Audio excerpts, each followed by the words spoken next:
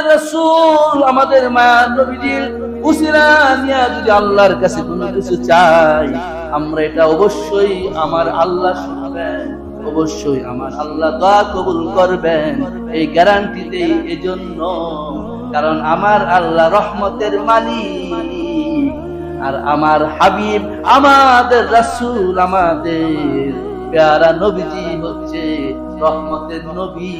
সুবহানাল্লাহ বলে।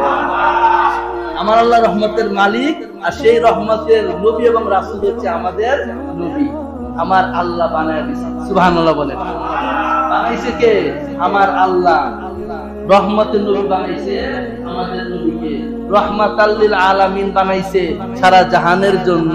সেই রহমতের নবী, সেই রহমতের নবীর উসিলা নিয়া আল্লাহর কাছে চাইলে আমার আল্লাহ রহমতের ঢেউ খেলে। সুবহানাল্লাহ বলে। আমার আল্লাহ রহমতের জোশ খেলে।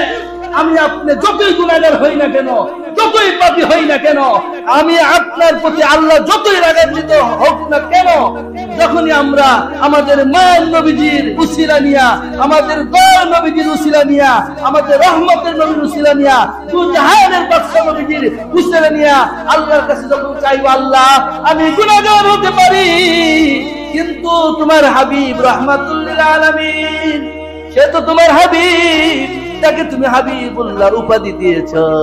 তোমার হাবিব তোমার কাছে প্রিয়। আমি গুনাহগার হতে পারি, নাফরমান বান্দা হতে পারি, কিন্তু আল্লাহ তোমার হাবিব তো তোমার কাছে অনেক দামি, অনেক প্রিয়। তোমার হাবিবের দিকে তাকাইয়া, তোমার হাবিবের উসিলা নিয়া তোমার কাছে আল্লাহ দোয়া করতেছি, মেহেরবানি করে আমার এই আশাটা তুমি পূরণ করে দাও। সুবহানাল্লাহ। তখন আমার আল্লাহ আপনার দিকে, আপনি কি, আপনি গুনাহগার নাকি আল্লাহ আপনার প্রতি রাগান্বিত, অসন্তুষ্ট, আপনি বেনামাজি, আপনি কত বড় গুনাহগার, সেটা আমার আল্লাহ তখন আর দেখার বিষয় না।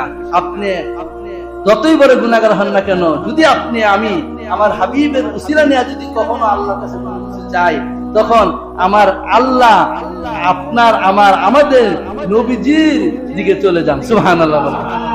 আমার আপনার মায়ের নবীজির কথা চিন্তা করে, আমার আপনার মায়ের নবীজির ভালোবাসার কথা চিন্তা করে আল্লাহ পাক রব্বুল আলামিন আমাদের দোয়া কবুল